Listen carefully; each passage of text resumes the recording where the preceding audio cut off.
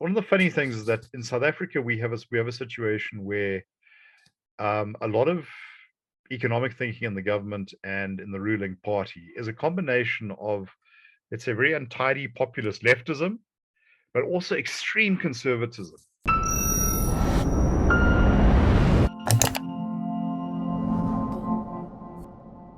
Does South Africa have what it takes to implement a developmental state and follow the Asian model of economic growth?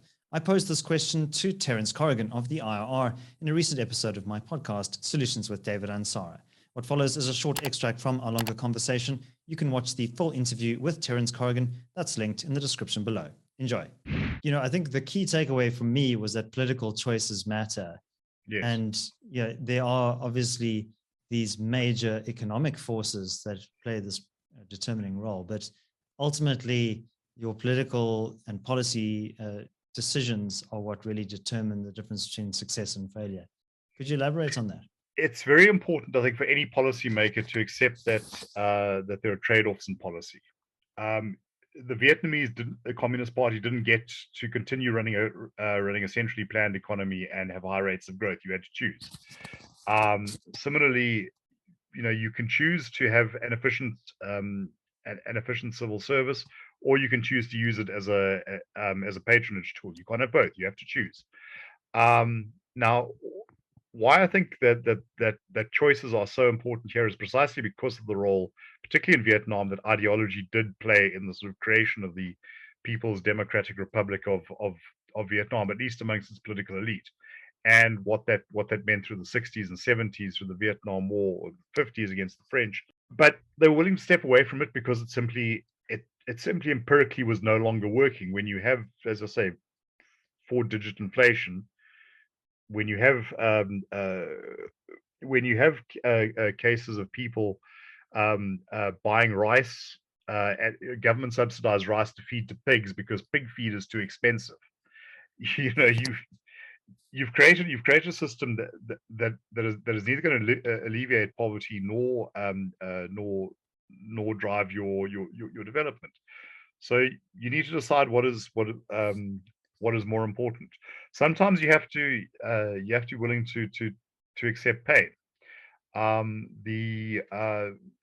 If it seems to me, for instance, if South Africa has aspirations to become a manufacturing hub, and I think that's a very big if, but it seems to me then that trying to retain what in many respects is an antiquated steel industry, when there's a glut of global steel of steel on the global market, and when that is going to raise the prices of downstream for downstream manufacturers and probably put some of them out of business.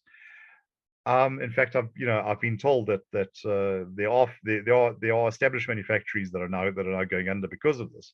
Well, then you have to decide: do you want to create some sort of short-term benefit, for your steel mills, or do you want to look at where the more promising opportunities are?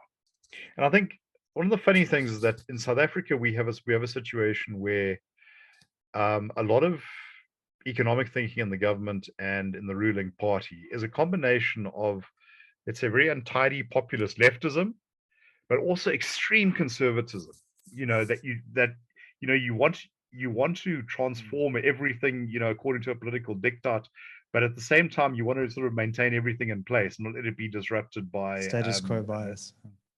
Exactly. Neither of those are viable, but trying to push them both is just a highway to nowhere. Yeah, and Terence, I have one more question for you, which is around the relationship between democracy and development. And a lot of people point to the Chinese model, including Nkosazana Dlamini-Zuma. She's a big fan. She wants the developmental state, with the state as the central actor in the economy. And many people on the far left and the far right are kind of questioning the importance of democracy. And I think the Taiwanese example is, I think, a good illustration of, you don't have to be necessarily culturally deterministic. You can still have vibrant, competitive democracy and also high levels of economic growth and openness and high levels of freedom. I read Dr. Dlamini Zuma's comments about about how China shows we need more state rather than less.